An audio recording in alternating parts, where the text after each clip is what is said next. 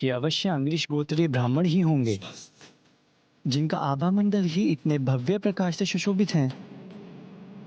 वो स्वयं कितने अद्भुत होंगे।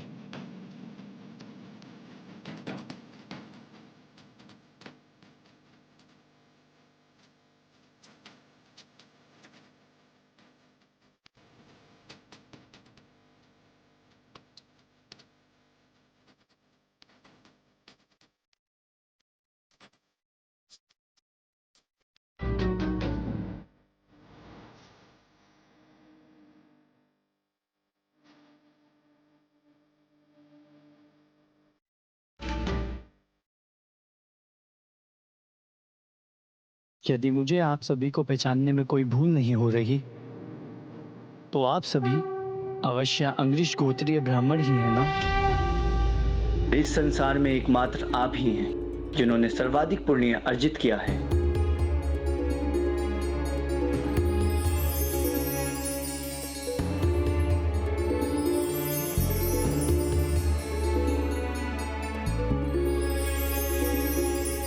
बहुत विचित्र आकृति और छवि है इन सभी ब्राह्मण देवताओं की।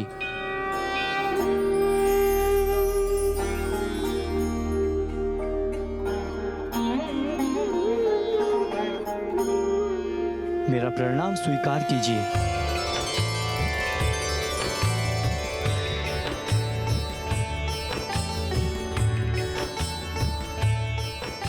कौन हो तुम वत्स, और यहाँ किस आशय से आए हो? हे महात्माओं, मैं नभग हूँ, मनुश्राद्ध देव का पुत्र। मैं अपने पिता की आज्ञा से आपके यज्ञ में सहायता कर आप सभी की अनुमति से यज्ञ संपन्न होने पर उसके अवशिष्ट को अपने साथ ले जाने आया हूँ।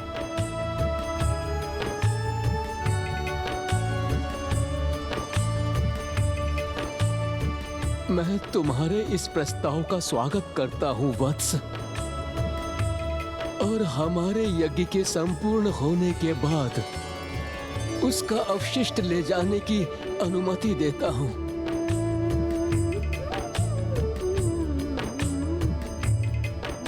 लंकेश, आपने तो कहा था नभग का वहाँ आगमन प्रभु के कृष्ण दर्शन अवतार का कारण बनने वाला था। ऐसा क्या हुआ था वहाँ?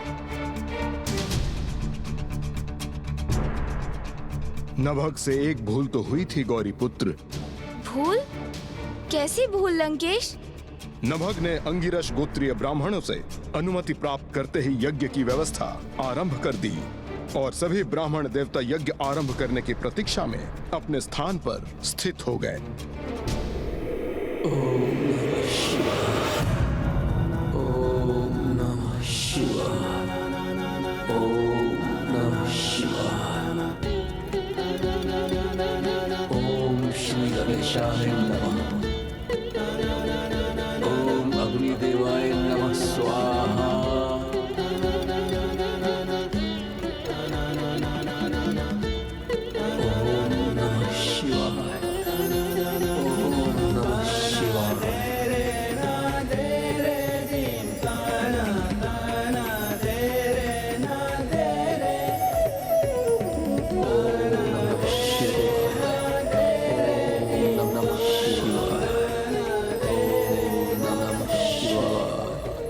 अद्भुत है इन ब्राह्मण देवताओं का दिव्य तेज जो इन्होंने अपने यज्ञ से अर्जित किया है। वत्स नभग,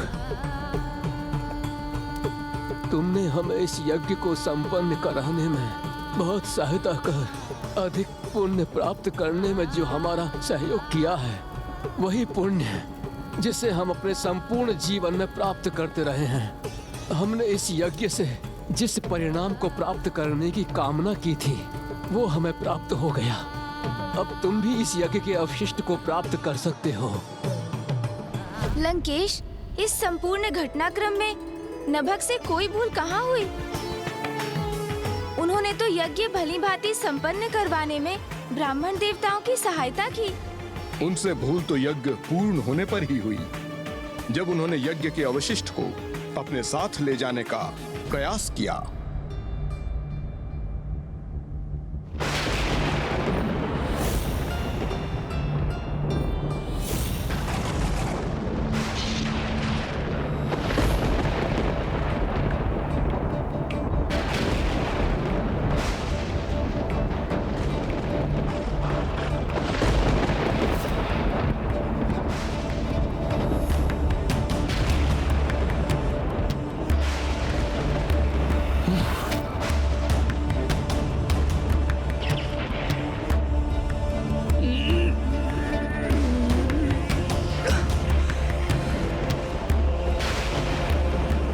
ये क्या हो रहा है?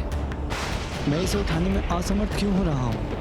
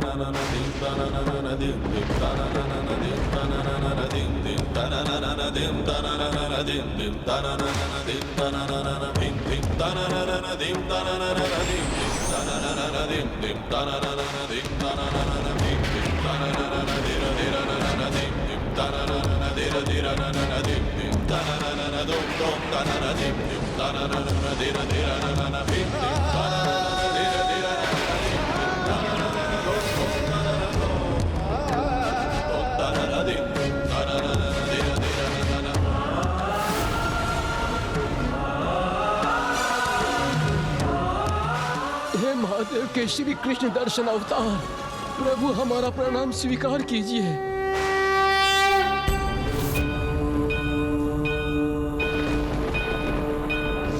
महादेव, प्रणाम महादेव।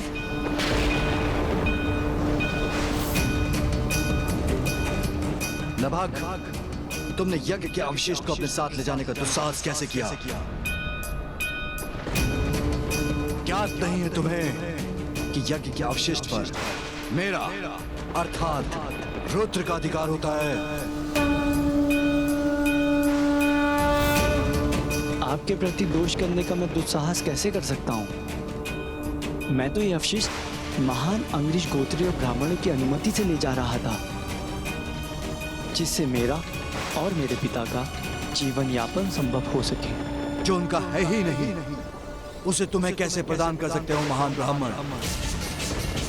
क्योंकि प्रजापति दक्ष ने यज्ञ के अवशिष्ट पर मेरा अधिकार स्थापित किया है। क्षमा करें प्रभु, यज्ञ के अवशिष्ट पर आपका अधिकार है, अर्थात प्रभु रुद्र का अधिकार है, परंतु आज से पूर्व इसे कोई भी अपने साथ नहीं ले जाता था, इसलिए हमने नभक को इसे अपने साथ ले जाने की अनुमति प्रदान कर दी। हमें क्षमा करें प्रभु। हे महाप्रभु, इसमें ब्राह्मण देवताओं का ही नहीं, एकमात्र मेरा दोष है। किंतु अवशिष्ट की मांग तो मैंने ही की थी। हे परमेश्वर, हे देवों के देव, हे पशुपतिनाथ, यज्ञ के अवशिष्ट पर ही नहीं अपितु संसार के कण कण में आप उपस्थित हैं। इसलिए इस ब्रह्मांड में जो भी दिखाई देता है या जो भी अदृश्य है, वो सभी आप ही का तो अंश है। इसलिए समस्त ब्रह्मांड में जो कुछ भी है, उस सभी पे आप ही का तो अधिकार है।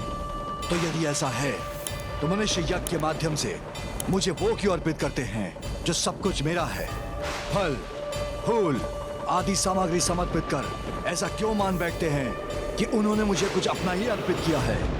हे प्रभु, जिस प्रकार एक माँ अपने बालक को गुड़ प्रदान करती है और बालक उस गुड़ को अपने मुख से निकालकर अपनी माँ को खिलाने लगता है, तब माँ उसे अपने बालक के स्नेह के रूप में स्वीकार कर लेती है। उसी प्रकार जगत में जितने भी धार्मिक व्यक्ति श्रद्धा और निष्ठा से प्राप्त किए हुए वस्तु हम आप पर न्योछावर करते हैं। हे जगत पिता, जो कुछ भी दिया है वो आपने ही दिया है।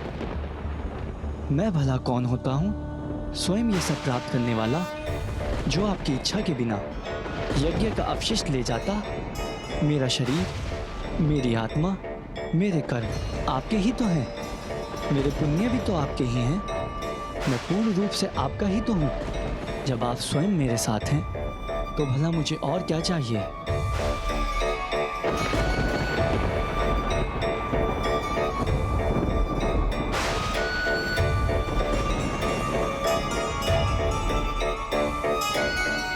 नभग, तुमने कितनी सरलता से बिना किसी दुविधा के उस यज्ञ के अवशिष्ट के प्रति आसक्ति का त्याग कर दिया, जिसके इतने श्रम के परिणाम स्वरूप तुमने प्राप्त किया था। और तुम्हारे ही समान सभी को यह सदा स्मरण रखना चाहिए कि जब कोई मनुष्य किसी वस्तु पर अपना ही पूर्ण रूप से अधिकार मान लेता है, तब उसे सत्य का बोध कराने हेतु भगवान स्वयं उससे छीनने के लिए विवश हो जाते हैं। किंतु जिस प्राणी ने संसार में जो कुछ भी है उसके साथ स्वयं को भी मेरा मान लिया है, तो फिर स्वयं संसार की प्रत्येक वस्तु स्वतः ही उसे प्राप्त हो जाती है। इसलिए जो मेरा है वो तुम्हारा भी है। इसलिए तुम इस यज्ञ का अवशेष अपने साथ ले जा सकते हो पुत्र नभग।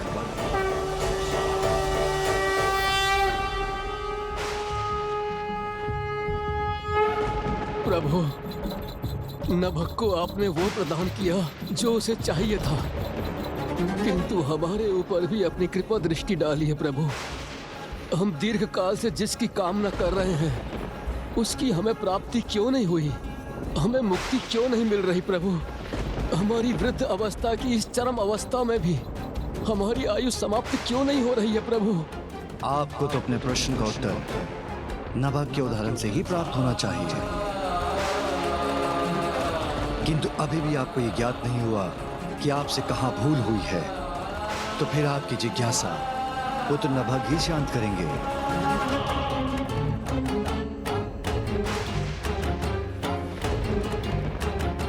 हे ब्राह्मण देवता, मुझे क्षमा कीजिए, किंतु ये मेरा कहना आवश्यक है कि आपकी इस दशा का कारण आपकी आसक्ति है।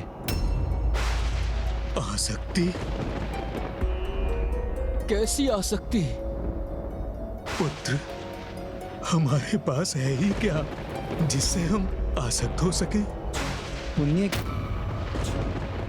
वो पुण्य जो आपने आज तक अर्जित किए हैं, उनके प्रति आसक्ति भाव रखने के कारण आपने प्रभु को समर्पित नहीं किया।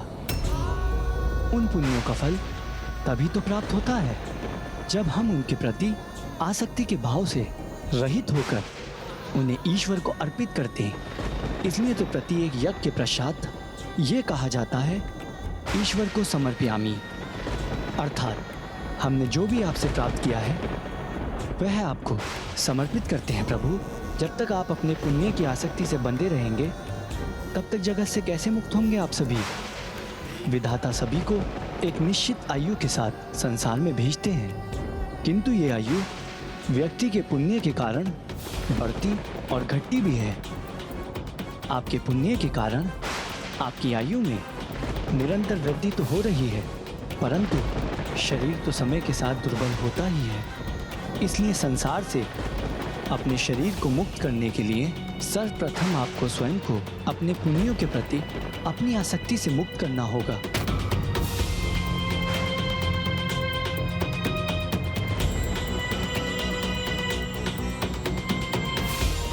हे प्रभु, नभग ने अपने शब्दों से हमारे ज्ञान चक्षु खोल दिए हैं। हम इसी क्षण अपने पुण्य आपको प्रदान करते हैं। नहीं, मुझे आपके पुण्य की आवश्यकता नहीं है। मुझे आपके पुण्य की आवश्यकता नहीं है। मुझे आपके पुण्य की आवश्यकता नहीं है। आप अपने पुण्य मुझे नहीं, पुत्र नभग को प्रदान कीजिए, क्योंकि वही उसको प्राप्त करने के योग्य है। आपकी पुण्य की शक्ति का उचित उपयोग एकमात्र पुत्र नभग ही कर सकता है, क्योंकि उसे किसी भी वस्तु अथवा सांसारिक सुख के प्रति कोई आसक्ति नहीं।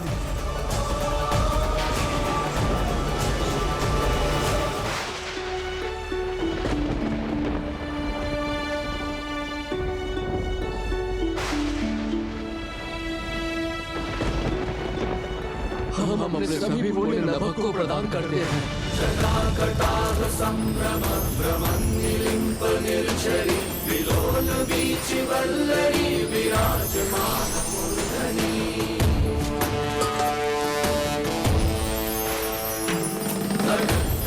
इस प्रकार मेरे प्रभु शिव शंकर शंभु के कृष्ण दर्शन अवतार का आशीर्वाद पाकर नभग को मात्र यज्ञ का अवशिष्ट ही नहीं, अपितु पुण्य का सागर ही प्राप्त हो गया।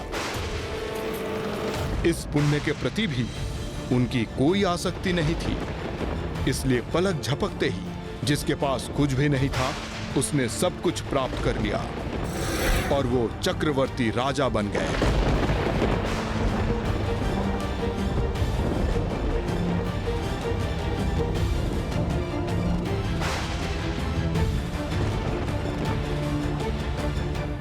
कल्याण हो। अर्थात लंकेश, प्रभु के इस अवतार से तो यही संदेश प्राप्त होता है कि कभी भी किसी को सांसारिक और भौतिक वस्तुओं के प्रति आसक्त नहीं होना चाहिए एवं अपने अच्छे कर्मों एवं पुण्यों के प्रति भी कोई मोह नहीं रखना चाहिए। अन्यथा जिसके प्रति मनुष्य जितना आसक्त होता है उतने ही शीघ्र उसे खोने पर विवश हो जाता है। हाँ गौरीपुत्र, प्रभु कृष्ण दर्शन अवतार ने उत्तम जीवन का अगला यही सूत्र स्थापित किया।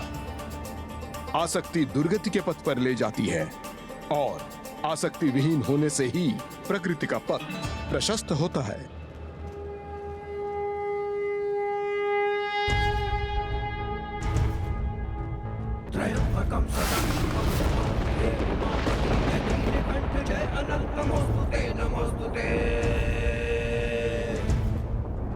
हो भोलेनाथ भक्तों के हो कष्ट से निवारते, ये सृष्टि सारी संकटों से घिरी है उबारते। ओम नमः शिवाय, ओम नमः शिवाय, ओम नमः शिवाय, ओम नमः शिवाय, ओम नमः शिवाय, ओम नमः शिवाय। जब राज्य विभाजन किया, भाइयों को कुछ भी ना दिया, आज्ञा से पिता की ब्राह्मण यज्ञ को संपन्न किया। अवशिष्ट धन नभक को दे के ब्राह्मण जब चले गए, तब शिव जी वहां कृष्ण दर्शन रूप ले प्रकट हुए। ओम नमः शिवाय, ओम नमः शिवाय, ओम नमः शिवाय, ओम नमः शिवाय। प्रणाम प्रभु। प्रणाम प्रभु। कल्याण हो।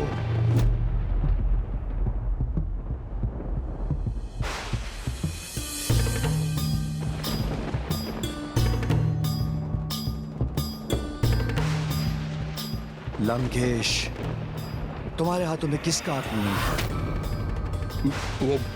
वो प्रभु, बताओ लंकेश, किसका है ये आत्मलिंग?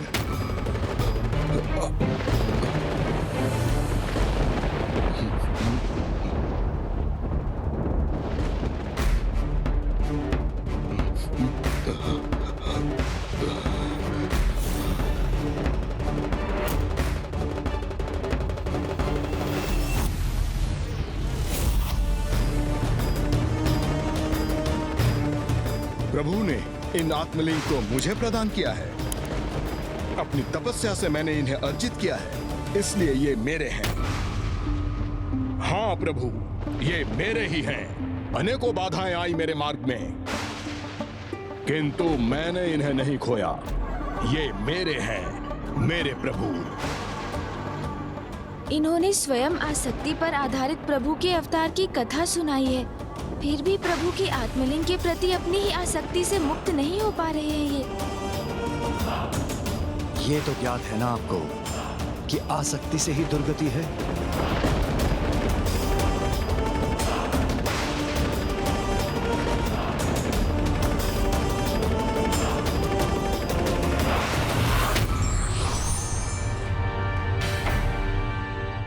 प्रभु ने लंकेश को संकेत भी दिया, किंतु फिर भी ये कुछ नहीं समझ सके। इसलिए सत्य ही कहा जाता है कि अहंकार में महाज्ञानी भी अज्ञानी हो जाते हैं।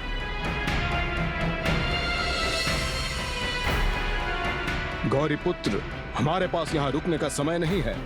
देखिए, सूर्यदेव पश्चिम की ओर बढ़ रहे हैं और आज के सूर्यास्त के पूर्व मुझे कोकर्ण को पार कर छलांग लगाकर समुद्र तक पहुंचना है और फिर लंका।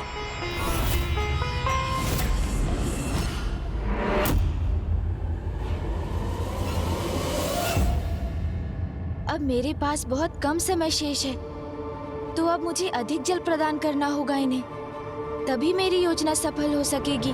लंकेश, जल ग्रहण कीजिए।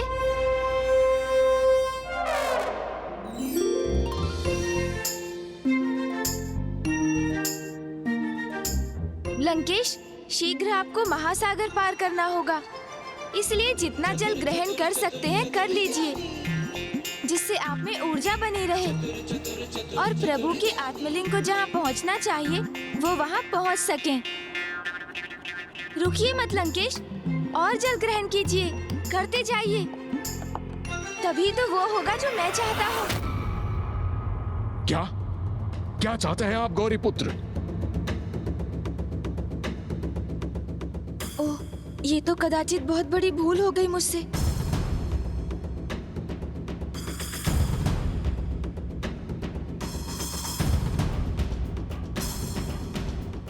मैं तो बस इतना ही चाहता हूँ लंकेश कि प्रभु के आत्मलिंग उनके उचित स्थान पर पहुँच जाएं। किंतु उसके पूर्व आप मुझे प्रभु के अन्य अवतारों की कथा भी अवश्य सुना दें।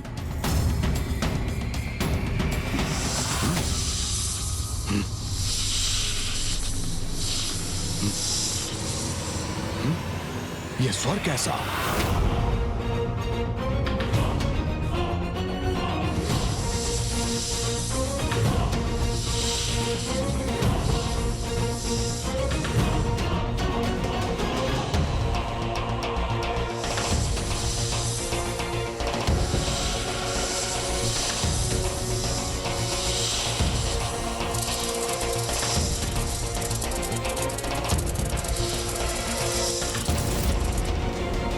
मुझे इस गिलहरी की सहायता करनी चाहिए।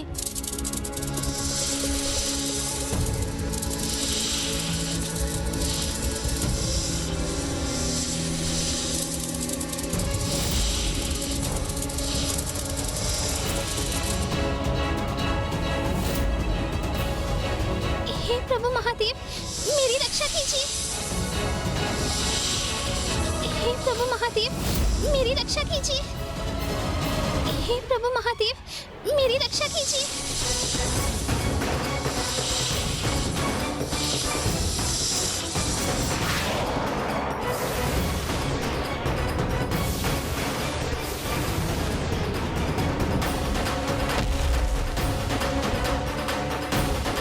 तुम सभी सर एक साथ आए, फिर भी मुझे कोई क्षति नहीं पहुंचा सके ना? मेरी गति, मेरी सूझबूझ से स्वयं की रक्षा कर ली मैंने। स्वयं की रक्षा कर ली मैंने।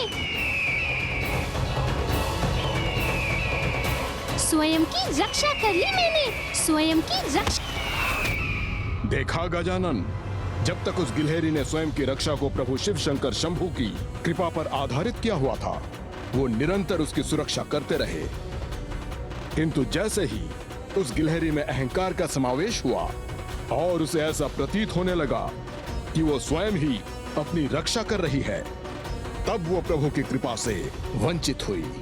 वो काल का ग्रास बन गई। जब आप स्वयं को ही सब कुछ अर्थात अपने भाग्य के कर्ता धर्ता मानने लगते हैं, तो ईश्वर का साथ छूट जाता है। तो आप ये कहने का प्रयास कर रहे हैं लंकेश कि जो ईश्वर पर विश्वास रखकर सदा उन्हें अपने साथ रखते हैं, ईश्वर भी सदैव उनके साथ रहते हैं। उचित कहा गौरी पुत्र। प्रभु के अगले अवतार से तो हमें यही सीख प्राप्त होती है। प्रभु के कौन से अवतार लंकेश? भिक्षुवर्य अवतार।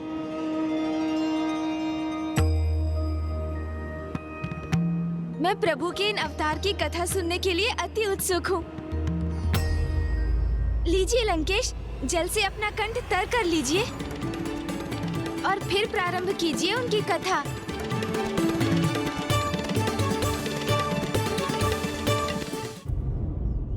एक समय की बात है, एक अत्यंत शक्तिशाली प्रभु के अनन्य भक्त राजा सत्यार्थ हुआ करते थे। उन्हें यह विश्वास था कि उनके निकट के राज्यों से उनका मित्रवत संबंध है, किंतु राजा सत्यार्थ को यह ज्ञात नहीं था कि उनके निकटवर्ती राज्य उनके राज्य के समृद्धि से ईर्ष्या रखते थे और फिर इसी द्वेष के कारण एक दिवस एक समीप के राज्य की सेना ने उनके राज्य पर आक्रमण कर दिया। महाराज की जय हो। शत्रु सेना सीमा पर है। युद्ध आरंभ होने जा रहा है।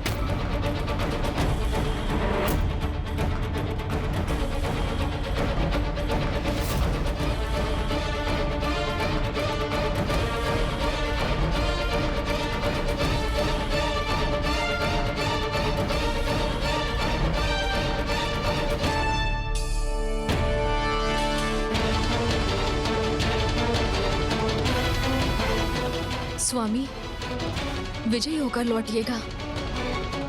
और राजा सत्यार्थ बिना युद्ध के लिए तैयार अवस्था में ही युद्ध भूमि की ओर प्रस्थान करने पर विवश हो गए और दुर्भाग्यवश वही उनका अंत भी हुआ।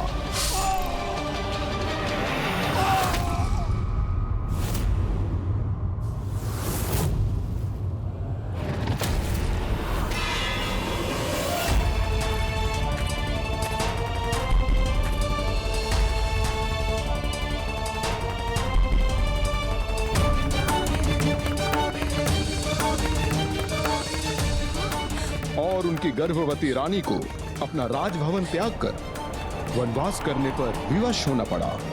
किसी प्रकार रानी वहीं वन में छिपी रही और फिर उन्होंने उसी दीनहीन अवस्था में शीघ्र ही एक पुत्र को भी जन्म दिया।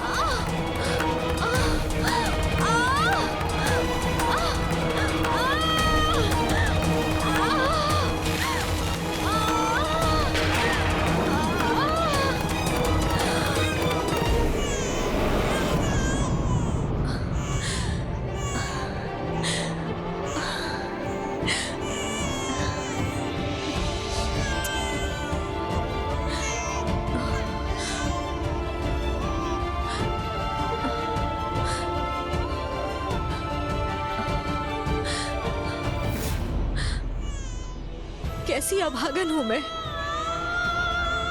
अपने स्वामी को खोने का दुख भोग रही हूं और अब इस राजमहल के स्थान पर अपने पुत्र को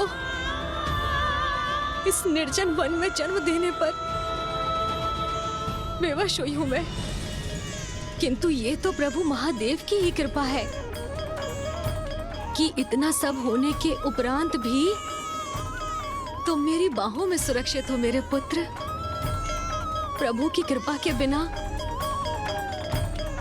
ये कदापि संभव नहीं था।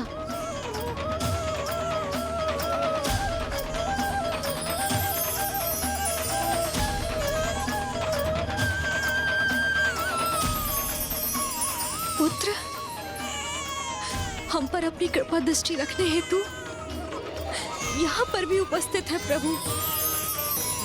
मेरे प्रभु शिव शंकर है यहाँ हमारे साथ, हमारे निकट। जिन्होंने इतने कष्ट सहे, पति को खोया, राज्य से बहिष्कृत हुई, वन में अकेली अपने नवजात शिशु के साथ विचरण करने में विवश हो गई, फिर भी प्रभु पर उनका विश्वास स्थिर रहा।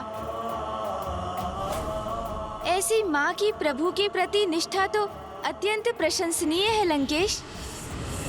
किंतु अनिष्ट ने उनका साथ अभी भी नहीं छोड़ा था। उनके साथ जो पूर्व में हुआ था, अब उससे भी भयंकर कुछ होने जा रहा था।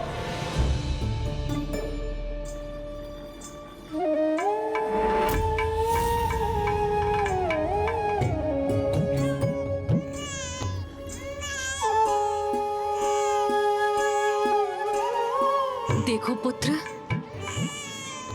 अब तुम्हारे पिता तो नहीं, किंतु तुम उनके अभाव से कभी प्रभावित मत होना। सदा जगत पिता महादेव में विश्वास रखना, प्रभु भोलेनाथ में आस्था रखना, क्योंकि अब वो ही तो तुम्हारे पिता हैं। वो सदा तुम्हारी रक्षा करेंगे। पुत्र, अब हम तुम मिलकर प्रभु महादेव की आराधना करेंगे, किंतु उसके पूर्व तुम्हारी माँ को स्नान करना होगा।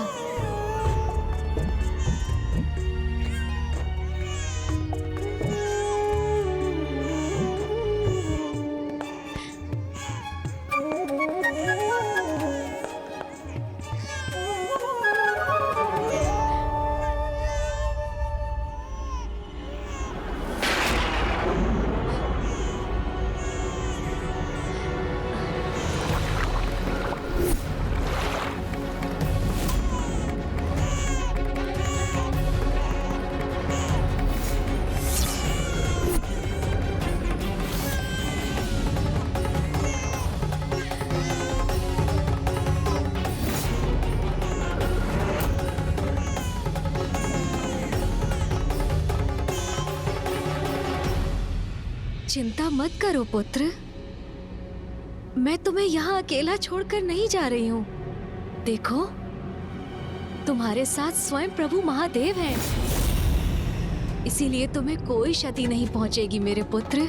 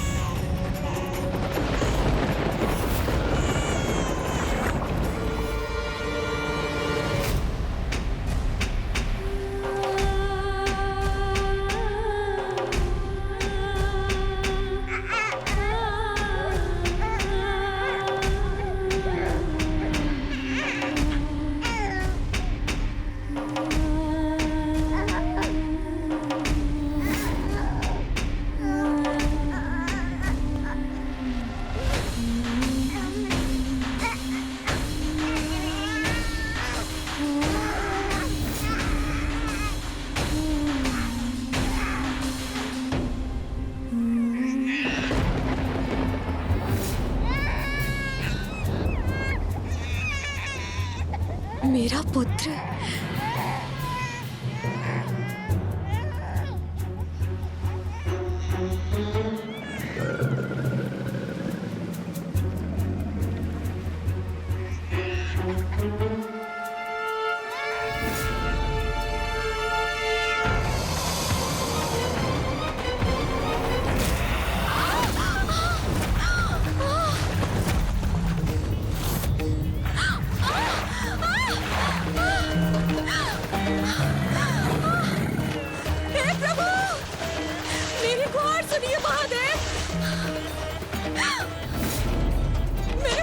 रक्षा कीजिए प्रभु।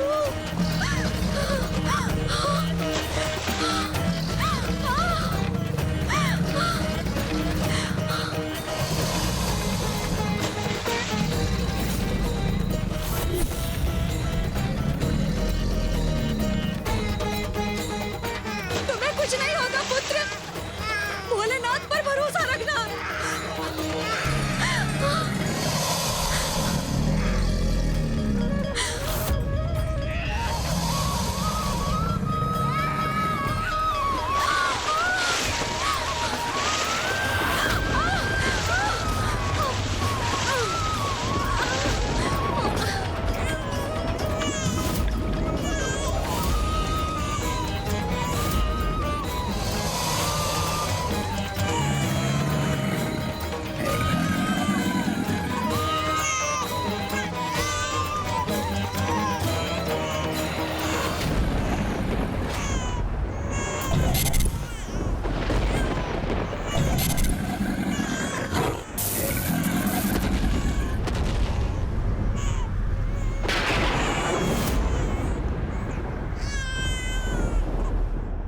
प्रभु की ये लीला तो सर्वथा अद्भुत थी लंकेश।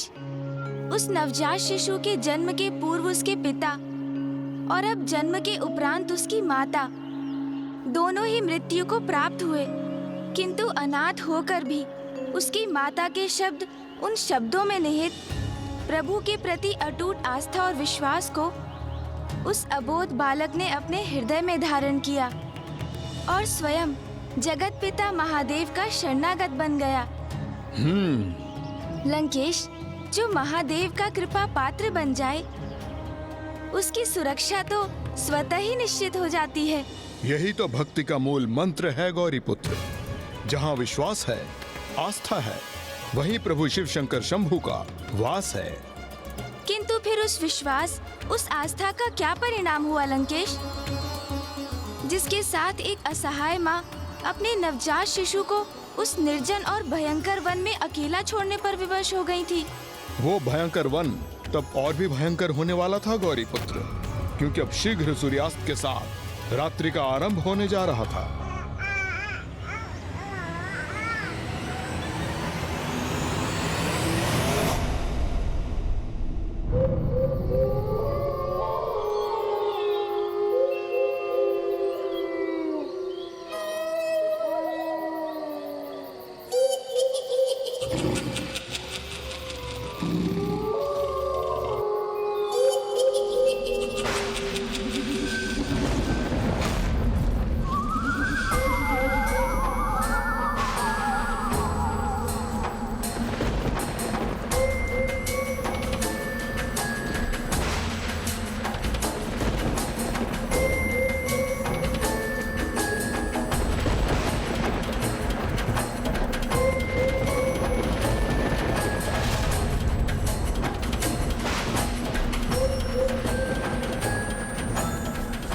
प्रभु, इस सघन वन में कहाँ अपना मार्ग भूलकर उलझ गई मैं।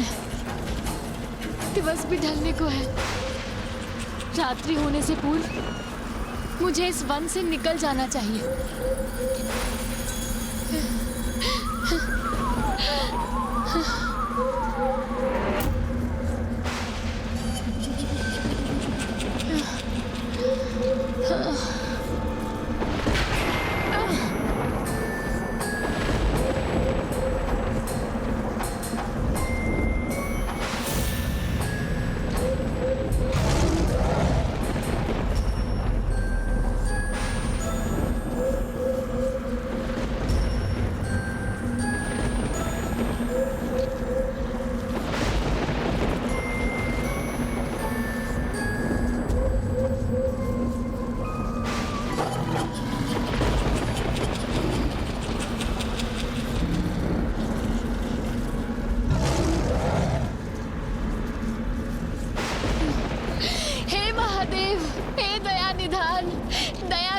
भिक्षुणी पर अभी अंधकार मत होने दीजिए प्रभु।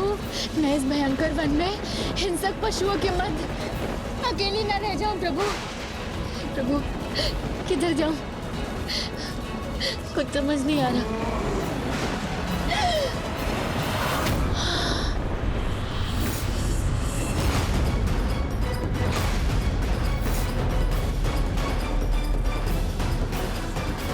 कदाचित कोई पशु घात लगाए बैठा है। मुझे मार्ग परिवर्तित करना चाहिए।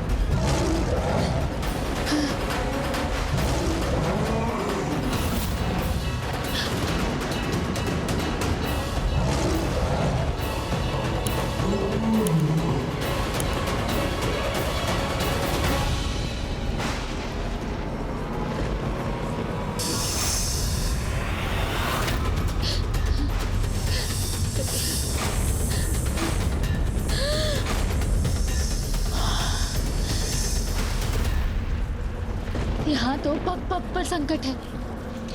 महादेव रक्षा करे, महादेव रक्षा करे। महादेव कहाँ जाऊं प्रभु।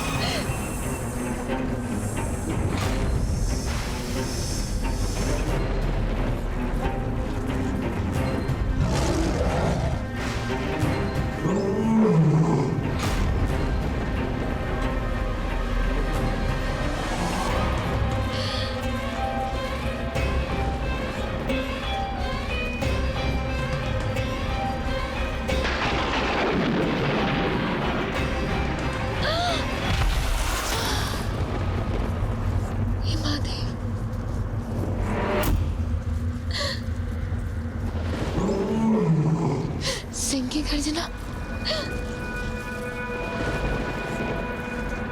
मैं तो सभी ओर से संकटों से घिरी हूँ, किंतु मुझे ऐसा आभास क्यों हो रहा है जैसे कोई अदृश्य शक्ति मुझे इस मार्ग से नहीं अपितु दूसरे मार्ग से जाने का निर्देश दे रहा हो। किंतु मैं जाऊं तो जाऊं किस दिशा में।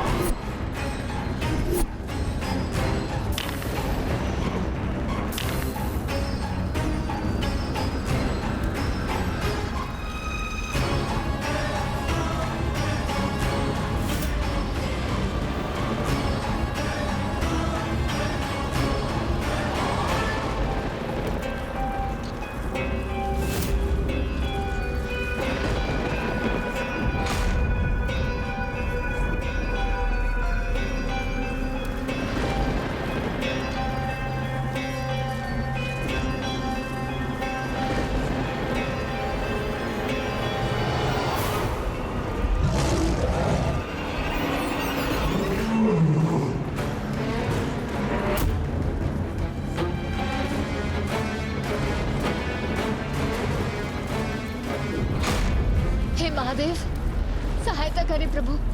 इस भयानक वन में अकेले कैसे रहूंगी मैं।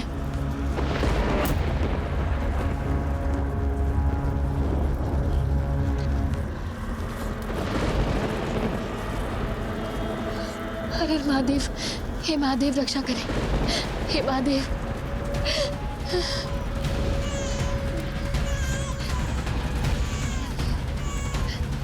रक्षा करे महादेव। ये वन तो विकट उलझाव के समान है। मैं पुनः वहीं पहुंच गई जहां कुछ समय पूर्व थी।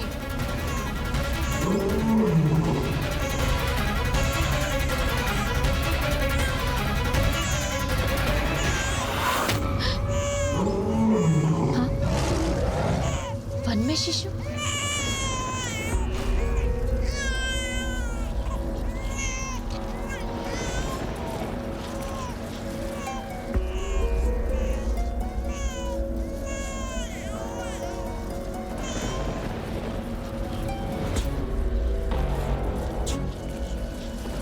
ये नवजात शिशु इस घने जंगल में कैसे? इसकी माँ कहाँ है? कोई तो होना चाहिए ना इसके साथ।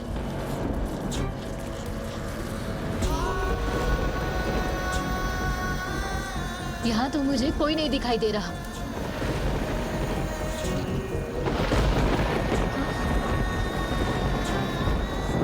ये वस्त्र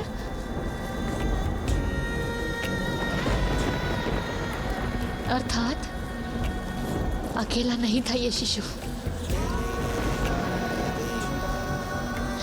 अवश्य इसकी माँ इसके साथ थी, जो अब किसी हिंसक पशु का ग्रास बन चुकी है।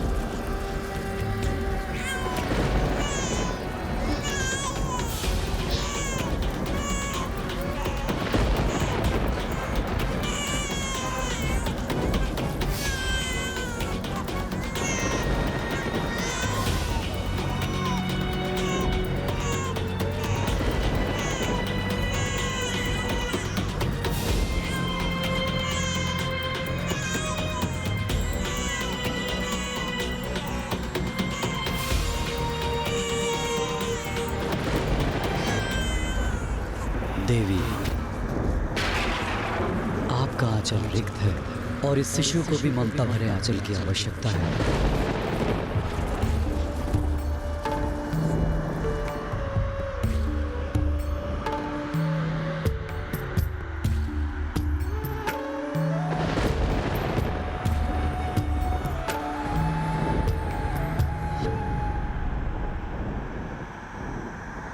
कदाचित नियति भी आप दोनों को एक साथ यहाँ ले आई है। आप दोनों इस विशाल जगत में एकाकी हैं। इस शिशु के पालन पोषण के लिए, सभ्य और संस्कारी बनने के लिए इसे आवास और मनुष्यों की अच्छे संगत की आवश्यकता होगी। इसलिए आप इस शिशु का पालन पोषण कीजिए, क्योंकि वृद्धावस्था में ये आपकी सेवा करेगा।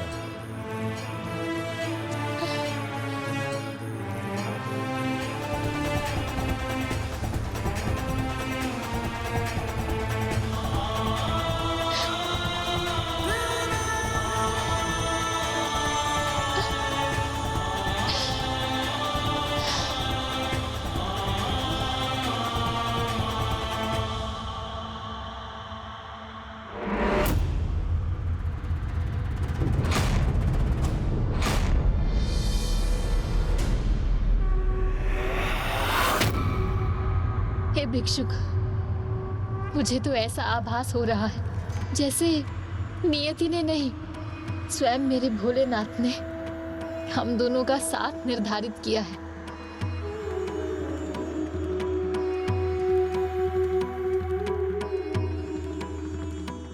पुत्र, भोलेनाथ ने तुम्हें मुझे सौंपकर मेरा रिक्त आंचल भर दिया, मुझे मेरे जीवन का एक नवीन आधार दे दिया।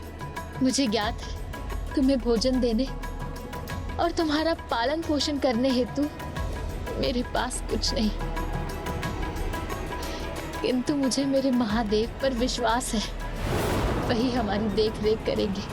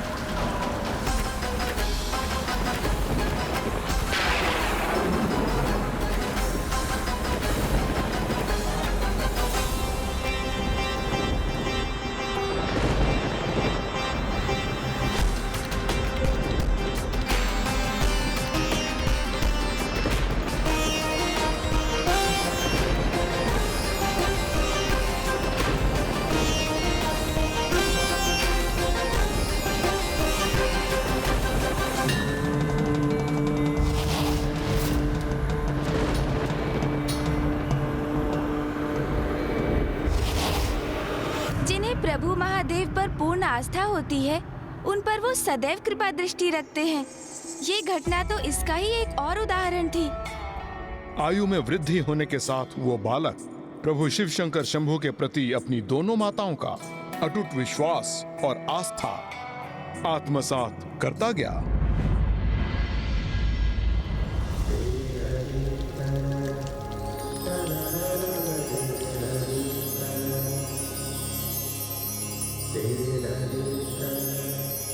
पुत्र, हम पर अपनी कृपा दृष्टि रखने हेतु मेरे प्रभु शिव शंकर है यहाँ। माँ, क्या है प्रभु शिव का परिचय और हमें सदैव उन पर आस्था क्यों रखनी चाहिए? शिव वो शून्य है जिनसे समस्त ब्रह्मांड प्रकट हुआ। वो अनंत है, सर्वव्यापी है। वही सृजनकर्ता भी है, संहारक भी और विनाशक भी।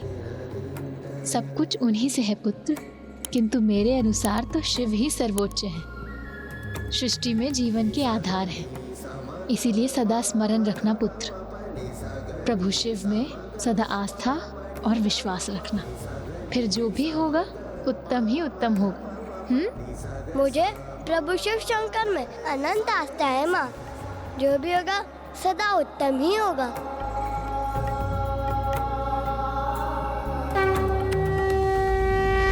ज्ञान में समृद्ध किंतु धन से दरिद्र होने के कारण भिक्षुणी माता के द्वारा उस बालक का लालन पालन करना कदापि सरल नहीं था।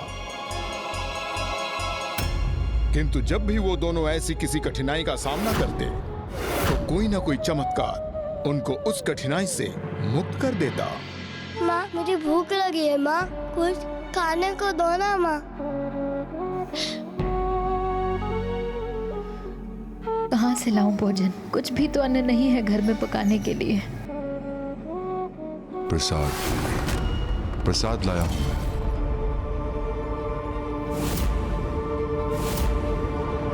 कौन?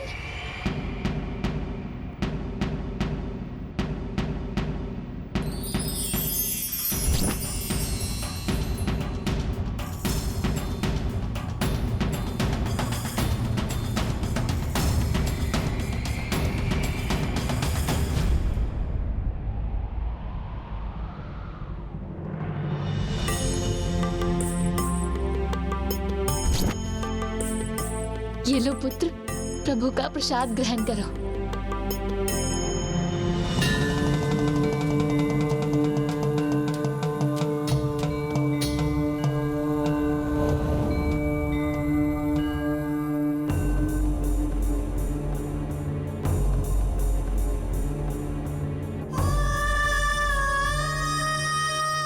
कितना तीव्र ज्वर है तुम्हें पुत्र, किंतु तुम्हारी भिक्षुणी माँ के पास इतना भी धन नहीं कि तुम्हें वैद्य के पास ले जा सके।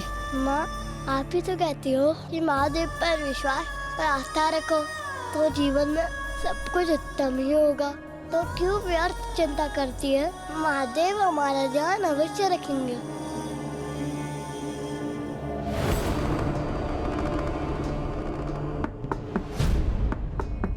बाहर बहुत वर्षा हो रही है देवी, तो क्या मैं यहाँ आपके द्वार पर इस वर्षा के थमने की प्रतीक्षा कर सकता हूँ? मैं एक वैद्य हूँ, निकट के ग्राम के रुग्ण व्यक्ति का उपचार करने आया था।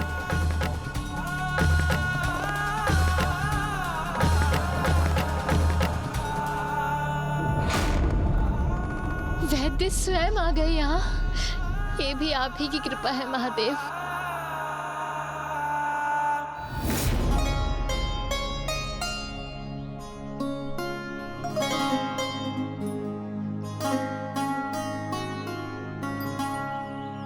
माँ, सभी बालक गुरुकुल जाते हैं, तो मेरा वहाँ जाने का अवसर कब प्राप्त होगा माँ?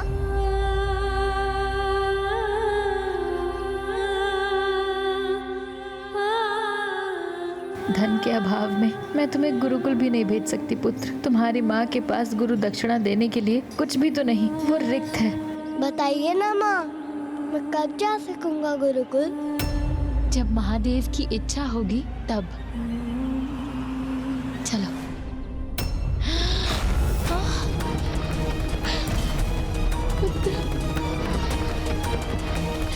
पुत्र।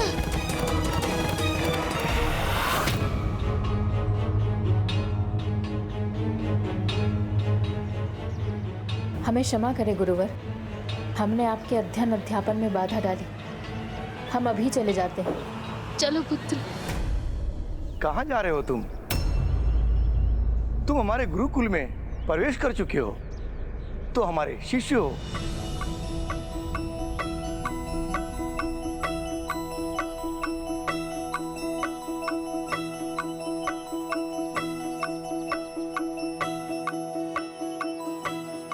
प्रणाम गुरुदेव। तुम्हारा नाम क्या है बालक? क्या नाम है तुम्हारा? पुत्र। मेरा नाम तो पुत्र है गुरुदेव। पुत्र? हाँ गुरुदेव, मेरी माँ तो मुझे पुत्र कहकर ही पुकारती है, तो मेरा नाम तो पुत्र हुआ ना। और मेरा सखा मुझे मित्र कह के पुकारते हैं, और आप सभी मुझे सहपाठी कह के पुकार सकते हैं। इसीलिए पुत्र, मित्र, सहपाठी, शिष्य और शिव भक्त, यही मेरा नाम है। जो आपकी इच्छा हो आप उस नाम से पुकार लीजिए। तुम तो सर्वथा विलक्षण हो पुत्र। इसे धर्म के उस रहस्य का ज्ञान है जो तुम्हारी आयु में अन्य सभी से गुप्त रह जाता है। इसलिए समस्त संसार में जो तुम्हारा नाम प्रचलित होगा वो है धर्मगुप्त। आपको कोटि कोटि धन्यवाद गुरुदेव। ये तो मेरा सौभाग्य है कि मुझे मेरा नवीन नाम स्वयं मेरे गुरुदेव ने प्रदान किया।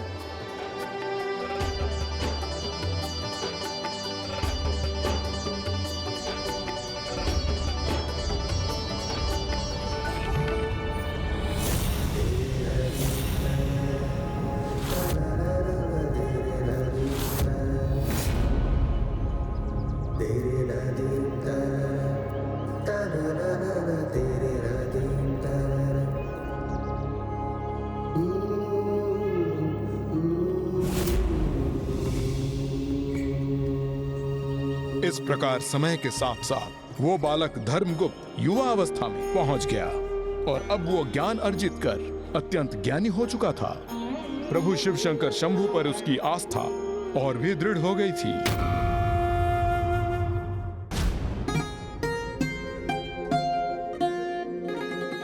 मित्र, ये मार्ग अनुचित है, इस पर मत चलो। ये अनुचित मार्ग नहीं है मित्र, ये तो हमारे गृह के लिए सबसे छोटा रास्ता है। धर्मगुप्त, कदाचित तुम्हें ज्ञात नहीं, इस वन में राज विरोधी सशस्त्र दस्यु समूह घात लगाए हुए रहते हैं, और इसलिए इस मार्ग से जाना तो स्वयं संकट को आमंत्रित करने जैसा है। भानु, इस प्रकार भयभीत होने की आवश्यकता नहीं है। हमें विश्वास के साथ आगे बढ़ना चाहिए। मुझे तो प्रभु शिव शंकर में संपूर्ण विश्वास है, पूर्ण आस्था है। उनकी कृपा से जो भी होगा सर्वथा उत्तम ही होगा। यदि तुम भी उनमें वैसा ही विश्वास रखने में समर्थ हो तो मेरे साथ आओ, अन्यथा मैं अकेला ही आगे बढ़ जाऊंगा।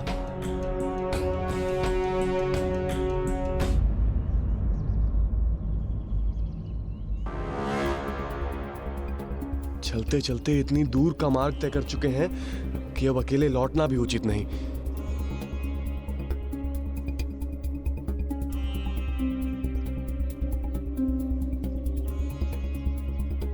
मित्र, अरे किस मूर्ख ने यहाँ इतनी सारी शिलाएं स्थित कर दी? कदाचित उसी ने मित्र, जिसने यहाँ कुछ छिपाने का प्रयास किया है। ध्यान से देखो मित्र भानु,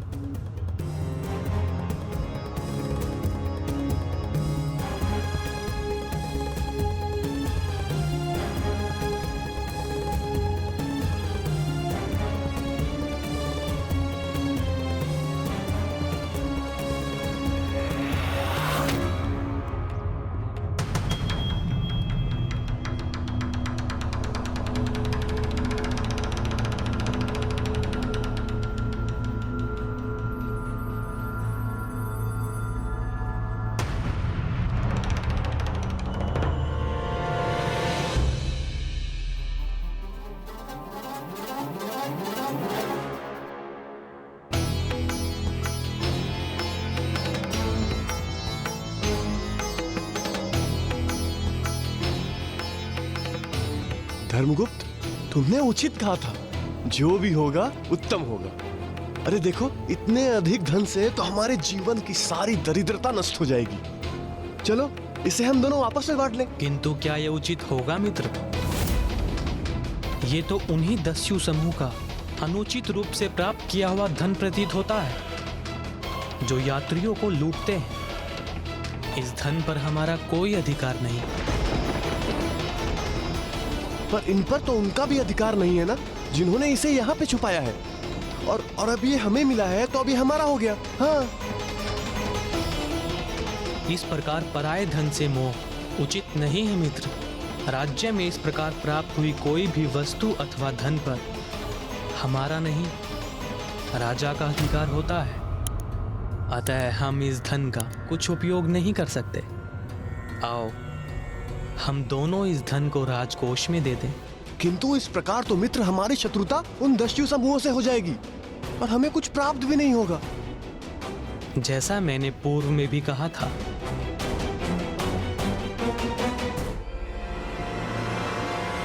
मुझे प्रभु शिव में पूर्ण आस्था है। जो होगा उत्तम ही होगा।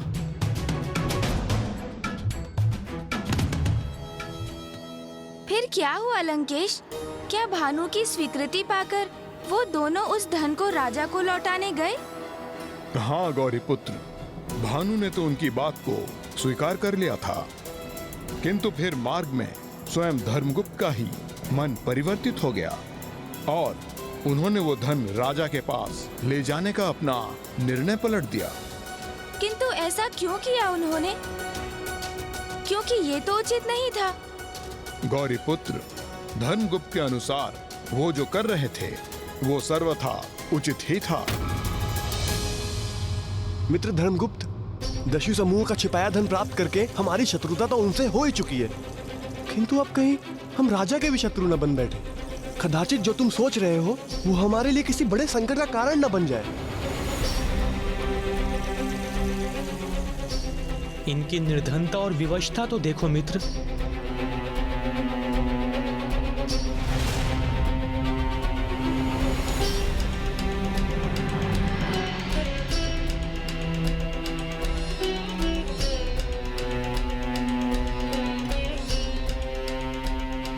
यहाँ अकाल और भूकंपन के प्रकोप के उपरांत इनके लिए कुछ भी शेष नहीं रहा है।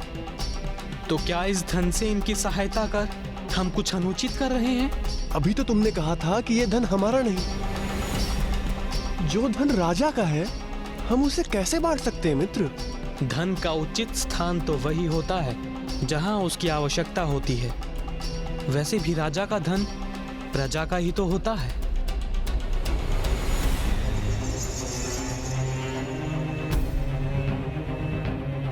एक बार उचित प्रकार से विचार कर लो मित्र, कहीं दस्यु समूह और राजा दोनों से शत्रुता का भयंकर परिणाम न भुगतना पड़े हमें।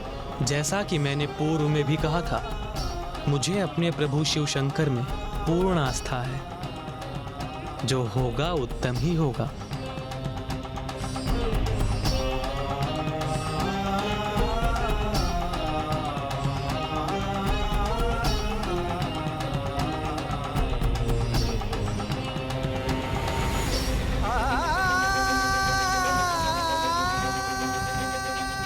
अर्थात लंकेश, धर्मगुप्त उदारता में भी कम नहीं थे। हाँ गौरीपुत्र, किंतु धर्मगुप्त की उस उदारता का उन निर्धन असहाय ग्रामीणों पर अत्यंत विपरीत परिणाम होने वाला था। किंतु क्यों और कैसे लंकेश? विदर्भ नरेश की जय हो।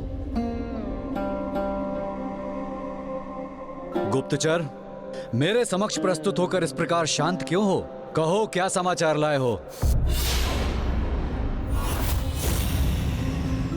शीघ्र कहो। एक राजा सभी प्रकार के समाचार सुनने के लिए सदैव तैयार रहता है।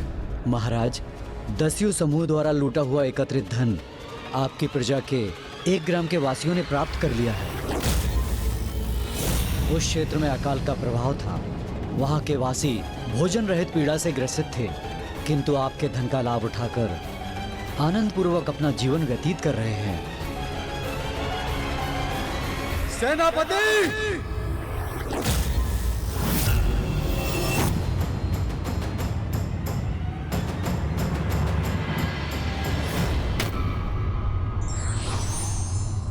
जो सच्ची निष्ठा से ईश्वरीय पथ पर होते हैं, उन्हें भगवान सदैव विकट परिस्थिति में भी मार्ग दिखाते रहते हैं। विघ्नहर्ता श्री गणेश के अद्भुत शक्तियों से भरे वीडियोस देखने के लिए चैनल को सब्सक्राइब करना न भूलें और साथ ही बेल आइकॉन भी दबाएं।